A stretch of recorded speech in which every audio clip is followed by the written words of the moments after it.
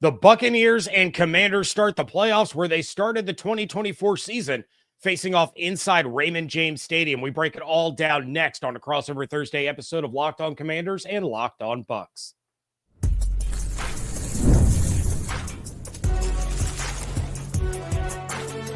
You are Locked On NFL Crossover, part of the Locked On Podcast Network. Your team every day. What's up, and welcome into today's Crossover Thursday episode of Locked On Commanders and Locked On Bucs. They are part of the Locked On Podcast Network, your team every day. I am James Yarcho, the host of Locked On Bucs on Twitter at @JYarcho_Bucs. He is David Harrison, the host of Locked On Commanders at DHarrison82 on Twitter. And we are the hosts of Locked On Bucs and Locked On Commanders, your daily podcast covering everything Washington Commanders and Tampa Bay Buccaneers, here with you 5 days a week, along with the everydayers. And for that, we want to share our appreciation for your continued support of the shows. Make sure you are subscribed on the YouTube channels, on wherever you get your podcast. But on this episode, we are going to talk about basically how these teams have changed defensively. We're going to talk about keys to the game.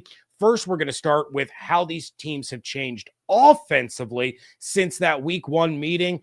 But of course, we have to thank our friends over at Prize Picks, because Crossover Thursday is presented by Prize Picks. Download the app, use code LOCKEDONNFL, all lowercase, all one word, to win $50 instantly when you play $5. So we are going to do this crossover, David, a little differently, because it's a wild card round. You know, we have to, they're changing things up for the playoffs. We're changing things up for the playoffs.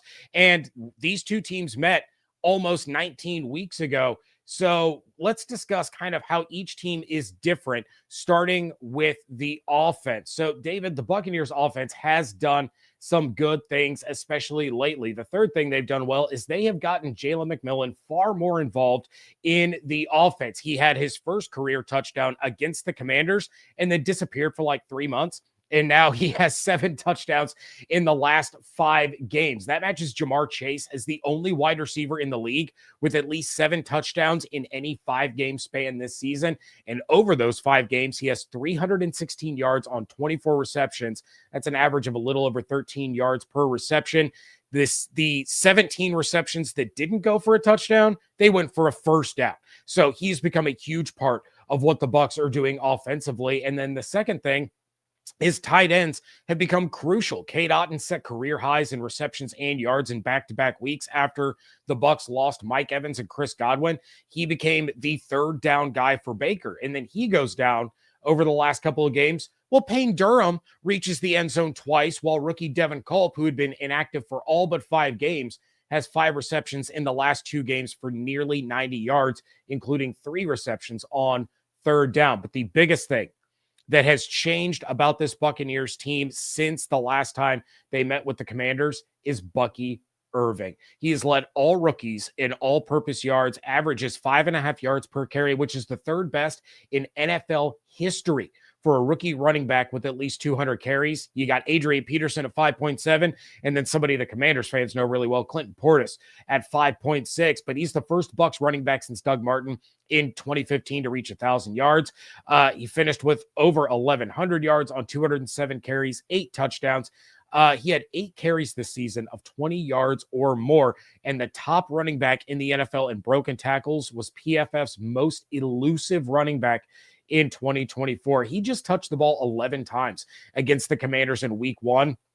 So he has become a massive, massive part of this offense. And just one little thing that I'll throw in before we move on.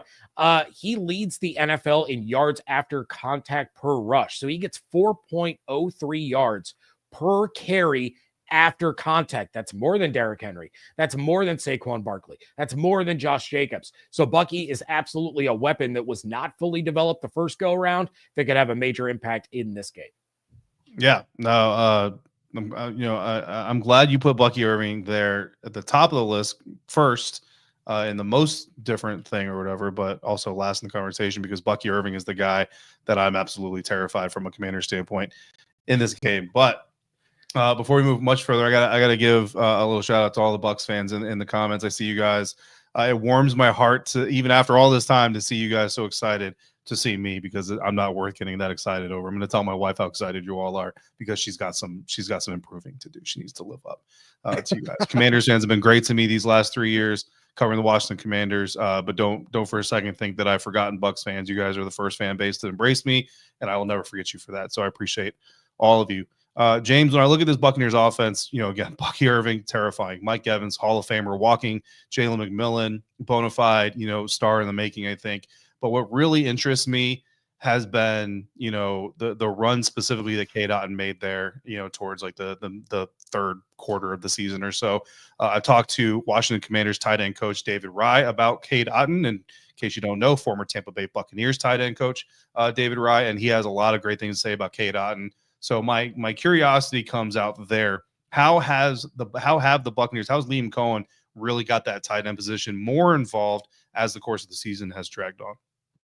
I think really it's been out of necessity, right? You lose Mike Evans, you lose Chris Godwin. So then you look at the receiver. Jalen McMillan was missing time with injury. So you look at the receivers. You got Sterling Shepard. You got Trey Palmer. Like, who is the guy that Baker Mayfield can trust in those situations? And it's going to be Cade Otton. And it seemed like he was overlooked early in the year just because you had Chris Godwin playing at an unbelievable clip. I think he probably, if he stays healthy all year at the rate he was going, he would have contended with Jamar Chase for the Triple Crown in receiving. He was top 3 across the board in every category. So I think it became a thing because it had to become a thing. If the Bucs were going to have any success, they had to be able to involve the tight end more.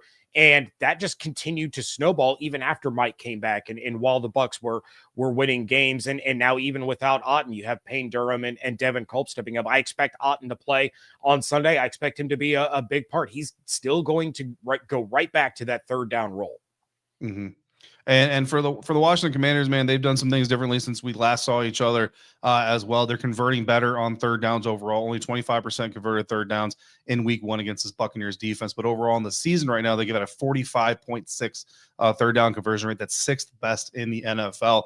And on top of that, Dan Quinn, his aggressive moniker, his aggressive motto, all that stuff has certainly shined through. So if you see the Washington Commanders with 4th and 2 on the field, don't be surprised if you see them go for it, especially in a playoff situation. Next, Terry has gotten a little scarier. 2 catches for 17 yards. Only people that scared, Washington Commanders fans, going, oh boy, our rookie quarterback and our number 1 receiver are not connecting. Since then, they have gotten a lot better. That 2 or less receptions in only 3 other games this year, which is still probably 3 more than you should have if you're Terry McLaurin, but 4 or more in every other game. Set a franchise record, single season record for touchdown catches this year with 13. And if you think about some of the receivers that have come through this franchise, it's pretty impressive that he's setting that record. And then finally, Jayden Daniels, right? Obviously the story of this franchise this season. He has gotten a lot better. As talented as he was to begin with, 93.1 passer rating week 1 is nothing to shake a stick at, but he only had 50% completions, also had 16 carries for 88 yards and 2 touchdowns. But the brain power with Jayden Daniels is what's really kind of gotten strengthened, right? It was always there, but that week 1 matchup, Bucs fans will remember watching it. He looked like a rookie quarterback in the sense that it was basically drop back, hitch, take off. Like there really wasn't a hitch, read, scan the field, go through your progressions. Cliff Kingsbury after the game, that next week talked to us, said he basically was in fight or flight mode. And what is fight mode? Fight mode is stay in the pocket, stay active as a passer, try to find an open receiver. Flight mode is take off and lean on your athleticism. And that is what Jayden Daniels did. Now, I'm not telling you to expect less than 16 carries or less than 88 yards rushing, but what I will tell you is Buccaneers fans seeing the Washington Commanders this time, if it's the first time since that week 1 game, you're going to see a Jayden Daniels who is doing it with much more purpose. He's doing it with much more decisiveness in the sense that it makes a lot more sense for him. He's not missing as many open routes as he was in week 1, and he's certainly making more of his progression or going through his progression. So a much more polished Jayden Daniels has been really impressive. I was actually just talking to a member of the organization today about this. Jayden has made some strides in year 1 that you don't usually see quarterbacks take until year 2. So it makes you really excited for what's coming in year 2. But of course, the Commanders are hoping we don't have to talk about that until at least another weekend. Yeah, and you know as well as anyone, David, that you don't want a one-dimensional offense against a Todd Bowles defense. That's when he's going to be at his best. That's when he's going to be able to tee off. But it seems like from the outside looking in that the Commanders' rushing attack has been very, very inconsistent and up and down. You have some great running backs there, but it seems like Jayden Daniels is the guy if they're going to be running the ball. How do they get that run going against Todd Bowles' defense, a defense that has improved greatly over the last 2 months against the run? That's a big question, and I don't know that they're going to do it this week. I was actually, I've been having a lot of conversations with my insiders this week about this very topic. Listen, at the end of the day, as many improvements as as impressive as the improvements the Washington Commanders have made this season, there's still a limitation what they can do, right? This. Any NFL fan that really kind of watches the league diehard knows this. The roster restrictions, the money restrictions, you can make some roster turnover, but at the end of the day, there's going to be a certain limit where you have who you have. And that's where the Washington Commanders are kind of right now. They've gotten better at some second level pursuits. They've gotten better at filling some of those gaps and fits. But I think ultimately their biggest problem right now is guys being too aggressive to try to make plays. And, for me, when I look at a guy like Bucky Irving, I get really worried because if they go out there and they get out of sorts. I know I'm talking about the opposite part of the run game here, but that's the biggest part of this concern that I have. That's where Bucky Irving is going to just terrify the crap out of me, because that's where I'm not even so much worried at what the Commanders running backs can do. I'm worried about what the Commanders defense is going to do against the Buccaneers running backs. All right, well, we're going to talk about those defenses. That is coming up next on today's episode of Locked On Commanders and Locked On Bucs, part of the Locked On Podcast Network, your teams every day.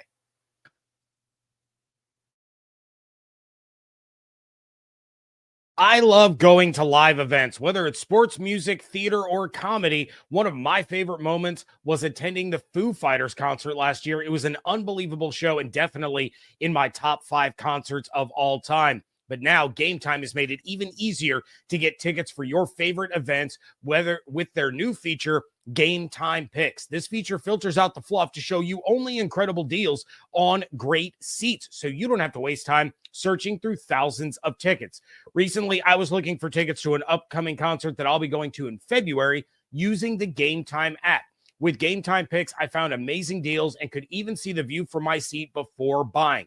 The super deal was a particularly good one, offering great seats at an unbeatable price. Plus, the app's all-in pricing shows the total cost up front with no surprise fees at checkout. If you're interested in seeing the Bucs and Commanders wildcard game this weekend, you can get tickets starting at under $130. Take the guesswork out of buying tickets with GameTime. Download the GameTime app, create an account, and use code LOCKEDONNFL for $20 off your first purchase. Terms apply. Again, create an account and redeem code LOCKEDONNFL for $20 off. Download GameTime today. What time is it? Game time. Thank you again for making Locked On Commanders and Locked On Bucs your first listen review every single day. David, as much as the offenses have changed, obviously the defenses are going to change as well. So how is this Commanders defense going to look different this time around compared to week 1 when they traveled to Tampa? Yeah, I think one of the biggest changes in this team versus that team is Bobby Wagner. I know that's kind of a weird thing to say when you're talking about literally a walking Hall of Famer being on the field as Levante David should be. But Bobby, it took about 4 weeks to really see Bobby Wagner hit his stride, I think, physically. And some of that may be age, some of that may be, kind of, sort of a new scheme, not really totally a new scheme, certainly played stylistically, same type of football pretty much his entire career. But I think that, from a physical standpoint, football conditioning standpoint, Bobby Wagner certainly took a little bit of time to really get rolling. And now, not only is he physically clicking, but he's also clicking with his defensive coordinator, Joe Witt Jr., who has told us on multiple occasions that there will be times where the offense, opposing offense tries to get to the line incredibly fast or do something, shift a formation or do whatever, to where the communication between D coordinator and linebacker, with the headset on, isn't necessarily able to communicate effectively. And Bobby just starts making calls on his own. And the great thing about it is probably 90% of the time it's the correct call. And it typically puts the team in position to be successful. So you have a coach on the field, not just as a figure of speech, literally a coach on the field making the play calls and setting the defense on his own volition, not necessarily what the D coordinator is calling. So then we go from a veteran to a rookie. Mikey Sanderson, cornerback out of Michigan, came out, best nickel corner in the draft. best pound for pound player. I think it was Nick Saban who said that in the draft, or his favorite player in the draft, whatever it was. Not only has Mikey Sanders still come in and been a great nickel corner, he was so good they moved him outside.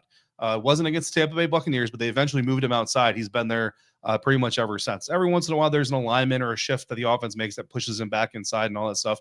But he is, for all intents and purposes, he is an outside cornerback opposite of Marshawn Lattimore. Now, Noah Igbenogany is the nickel corner, which, you know, he's not as good of a nickel corner as Mikey Sanders still was early in the season, but Mikey has really shown up, not just from a play standpoint, but also from a leadership and a maturity standpoint. Like Dan Quinn told us about 3 weeks ago, that make no mistake about it, Mikey Sandersill is a leader on this team. He's not just a really good rookie. So he stood up, and that's been a really big part of this defense. And then Marshawn Lattimore returning to practice, full participant in practice on Wednesday. Fully expected him to miss the Cowboys game. He aggravated that hamstring injury that he got traded with from the New Orleans Saints to the Washington Commanders. He's only played 2 games for the Washington Commanders this season. Missed the Dallas Cowboys game. I think he probably could have played, but out of, you know, precaution and, you know, needing him more for the playoff run than anything else, they held him out, and now he is back, full participant. So Marshawn Lattimore, Mike Evans, round, I don't know, 36 is about to go down. We'll see what happens. A little bit of a fun fact: this officiating crew that's calling this game on Sunday night has thrown the most penalties for taunting of any crew in the National Football League. So here's my message to them. Listen, rivalries make the game fun. I get it, but let these guys do a little bit. Let them have a little bit of fun. Like, this is the Marshawn Lattimore, Mike Evans rivalry. You know, nobody wants to see you just throw flags all over it and ruin everybody's fun. So we'll see. But Marshawn Lattimore, you know, look, Bucs fans know Marshawn. I don't have to get too deep into this, but he allows defenses to put him on a guy and basically say, okay, how do we use the other 10 guys to stop Jalen McMillan, Bucky Irving, whoever it is that we need to try and stop. And, you know, Mike is going to get some on him. Obviously, Marshawn's going to get some back. But at the end of the day, I think each team kind of calls that a little bit of a stalemate. Now let's figure out how the other 10 guys on the field can determine who wins. Yeah, it'll be interesting to see if Marshawn has that same juice now that he is not a New Orleans Saint. It'll be interesting to see that dynamic. And then you got you know, Sanders still in, and McMillan, you got a little national championship rematch there going on between Michigan and Washington. But my big question is, you know, we've seen Baker play so well under pressure against the blitz, buying time. How is this Commanders team going to make sure that when they're getting into the backfield, they're not letting Baker escape those sacks? They're not letting him buy time and find receivers down the field and force him into those mistakes that he has been prone to make this year. Yeah, I think the key thing is being smart, not at the rush level, but at the second level, right? I've actually talked to Frankie Louvu about this, heading into the Dallas Cowboys matchup, where they're going to face Trey Lance, who the Dallas Cowboys love to move the pocket with Trey Lance. Trey Lance loves to move the pocket himself, do all these things. And the danger you have in a guy like that is if you have a leak assignment, right? If your assignment is to watch for the tight end, leak the running back coming out, you know, after the check block or the chip block or whatever it is, you've got to stay disciplined in it, right? Because it's easy to see a quarterback going out there and you're like, man, he's, you know, on the far hash, like he's got nowhere to go. I'm going to go get me a sack and all that stuff. But when you do that, sometimes that's when you end up with the ball floating over your head into the hands of, I don't know, Rico Dowdle. And next thing you know, he's 30 yards downfield and you're giving up a first down and a chunk play. And that's the same thing that Baker Mayfield can do. Not only can he try to get away from you, fight you off, all those things, but if you don't play with that type of rush discipline and you think, well, Baker, we practice against Jayden Daniels every single week. This guy's not Jayden. This guy can't run away from me. Well, guess what? He can throw the ball over you. Like, don't forget that part of the game too. And unfortunately, there were multiple moments that Commanders fans are going to remember if they went back and watched, where you see a Jalen Tolbert take off for a 19, 20-yard game, whatever it is, or a Rico Dowdle. You go back and watch that tape, you're going to see a second or third level defender who probably had leak responsibilities get sucked into a roaming quarterback and give up that big play behind them. Baker Mayfield, again, not as athletic as Trey Lance, not as athletic as Jayden Daniels, but if he knows you're going to do it, and they got the tape that we got. So if I saw it, I like me, James. You know that, and I agree with me a lot. But if I saw it, the Buccaneers saw it. You know what I mean? Like they know, like Liam Cohen definitely knows that if I know that. So, you know, that's going to be the key there is if you got leak assignment, man, just stay home. I know it's hard, but you got to do it. Let the rushers get in there, because the good news is, you know, if you got a 4-man rush on and, you know, Dante Fowler's got to run a little bit longer to catch up to Baker Mayfield, he can do it. And if you stay back there, potentially he throws one of those passes to a guy who used to wear the same colors that you're wearing right now, Quan Martin. All right. Well, real quick, kind of the changes for the Buccaneers on the defensive side of the ball. The number 3 thing is that Shaq Barrett is back. Shaq Barrett was not in the NFL when these two teams met up. And it's only going to be his second game, but he allows the Bucs to do some things that they haven't been able to do. And in a situation like this, against a quarterback like Jayden Daniels, when it is so crucial for the Bucs to keep contained, you have a guy out there that is so much better at keeping contained than a rookie like Chris Braswell or a guy like Joe Tryon-Shoyinka lining up opposite of the NFC's Defensive Player of the Week, who's coming off a game where he had 4 tackles for loss against the New Orleans Saints. That is going to be critical. He's a guy that can get after the quarterback on third down. He's a guy that can make sure that Jayden Daniels isn't running wild like he did the last time around. So that is going to be a big change, as will my second thing, and that is Kalijah Kancey is going to play in this game, and he was not available in week 1 when these two teams met up. Kancey has been a wrecking ball. David, you know that when Kancey and Vita Vea are on the field together, that causes serious problems for opposing offensive lines. It opens up lanes for guys like Tyke Smith and Levante David and Antoine Winfield Jr., who looks like he's going to play, to come in and blitz and get after the quarterback and create some chaos in the backfield. But the biggest thing overall is that this defense has tightened up. Over the last 5 weeks, they have allowed just 9 points in the second half of games.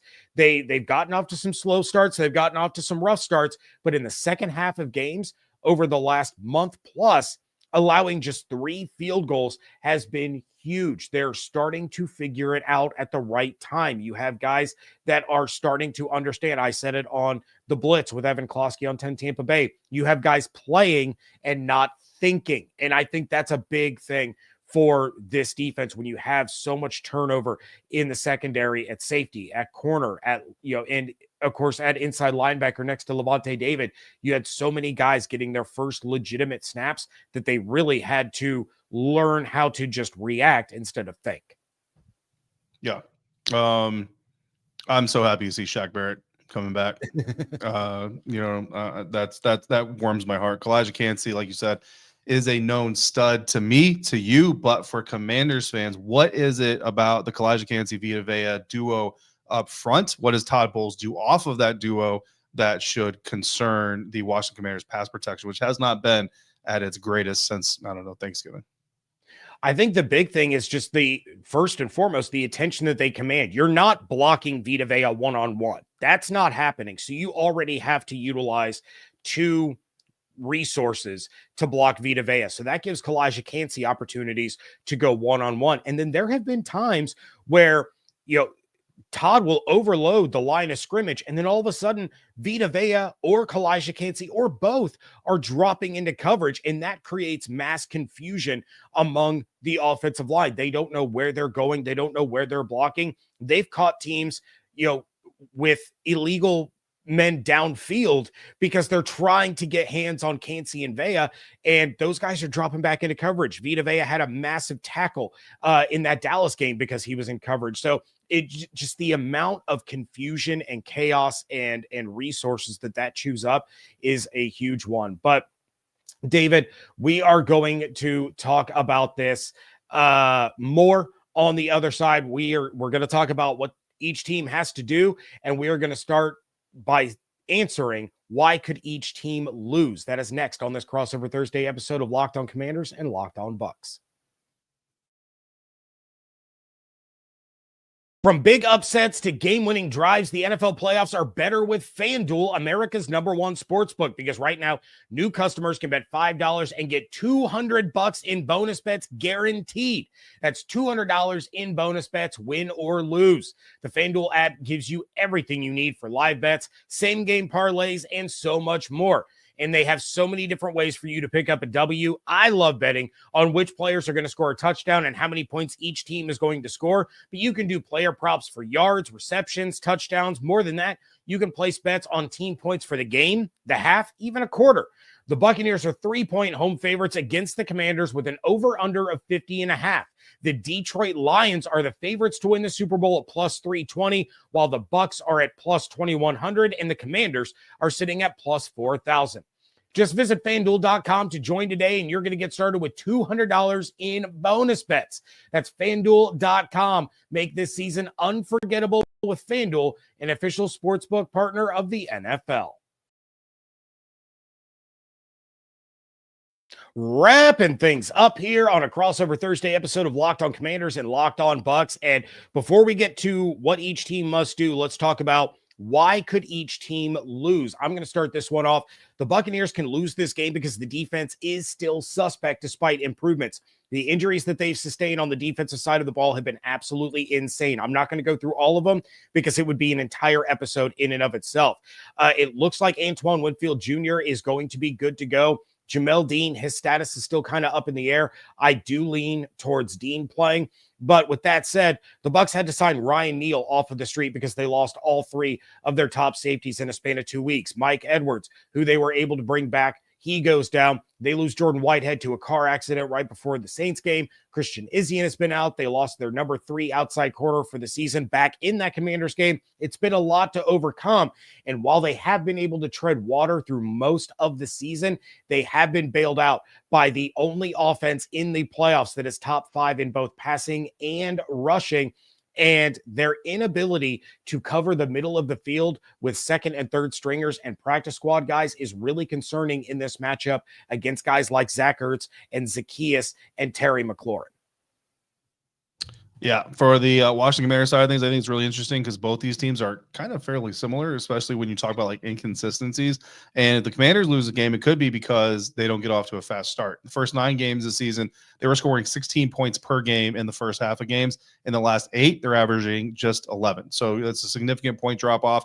And if you actually take off the 28-point first half outburst they had against the Tennessee Titans, who are not a very good team, for those who don't remember, that average actually drops to 9 points per game in the first half in the last 10 of the last 11 games. So they're not scoring a lot early on. And then the defense on the flip side of things, they're giving up 12 points per game in the second half in every game but one since October 20th. So that is not a good recipe for continued success. Now they've been able to continue success because of Jayden Daniels, but again, just like I've had a conversation with the Commanders fans for quite a bit this season, how long can you sustain winning football, having to put it all on your rookie quarterback in the third and fourth quarters?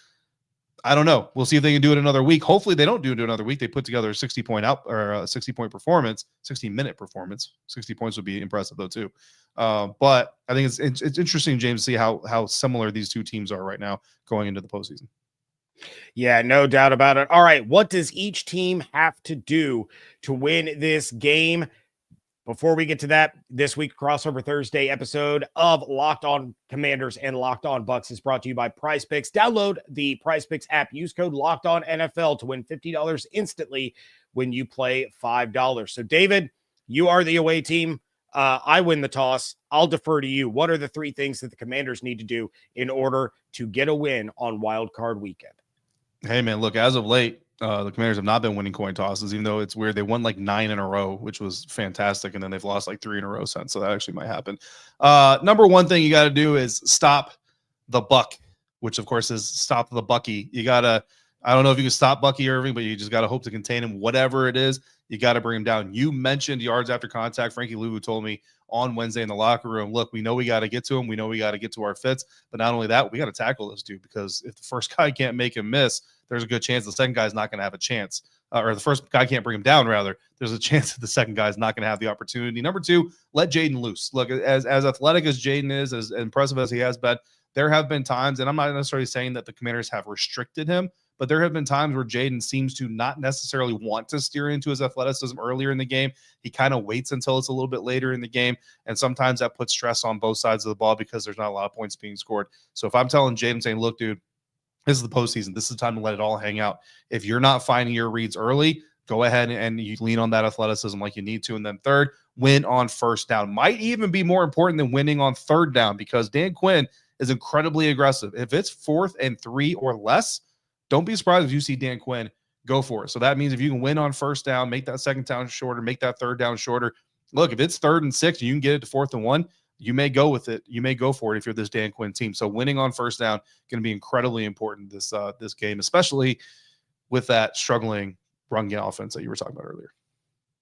All right. Well, the three things that the Buccaneers need to do, it's funny. My number one is the complete opposite of your number one, and that is feed Bucky. I talked about it earlier. Third highest yards per carry by a rookie in NFL history. He's the NFL leader in yards per rush after contact. Now he's going up against a team that is near the bottom of the NFL in yards per rush allowed, with the Commanders giving up 4.8. The only teams worse, the Saints and the Panthers, who Bucky just played in the last 2 weeks. The more Bucky gets involved early, the better. That's going to force the Commanders to commit to stopping the run and open things up down the field for Evans, for McMillan, for Otten, for Shep, the rest of the crew. But as we've seen through the latter half of the season, the offense for Tampa goes as Bucky goes. And in the 2 games since the bye where Bucky was not getting the ball early on, that was when the Bucs struggled. That was against the Cowboys a couple weeks ago and against the Saints last week. Bucky had 4 carries in the first half against the New Orleans Saints. It's got to be more. You've got to feed Bucky as often as possible. We're talking double-digit touches in the first half alone. Then it's the second thing, get early stops. The defense has been one where the stops have come in the second half. This time around, they need those stops early, and they need to jump out to a quick lead. You just talked about the Commanders starting slow. The Bucs have been really good about starting fast. So an early stop or two, combined with their ability to start fast on offense, is going to put the Commanders into come-from-behind mode where the offense is a little more one-dimensional. That's going to play into the strength of Todd Bowles being able to unleash some pressure, try to force mistakes, sacks, takeaways, but the defense cannot allow quick scores and spot the Commanders 10, 14 points from the jump, and then rely on the defense to step it up in the second half. The third thing, stop hurting yourself. I realize that this is like the most obvious thing of all time, but poor decision-making, bad turnovers, and oh my God, the penalties. The Bucs were called for 12 penalties last week against the Saints. 9 of those were on offense. That can't happen. This game's going to be difficult enough without making things even harder on yourselves. So big gains negated by holding penalties, big stops negated by offside or defensive holding. You cannot let preseason mistakes derail you in the postseason. This Bucs team is a dangerous one when they aren't out there beating themselves. So do not give Dan Quinn and the Commanders any help by being stupid. David, that's going to do it for this Crossover Thursday episode. Thanks to all that jumped into the live chat that were watching this live. It was so much fun to do this with David live for all of you. But please make sure you are checking out everything going on Twitter at JYarchoBucks, at DHarrison82. Make sure you are subscribed to Locked On Bucs and Locked On Commanders on YouTube with those notifications turned on and on wherever you get your podcasts. But we want to thank you all so much for joining us right here on a Crossover Thursday, part of the Locked On Podcast Network, your team every day.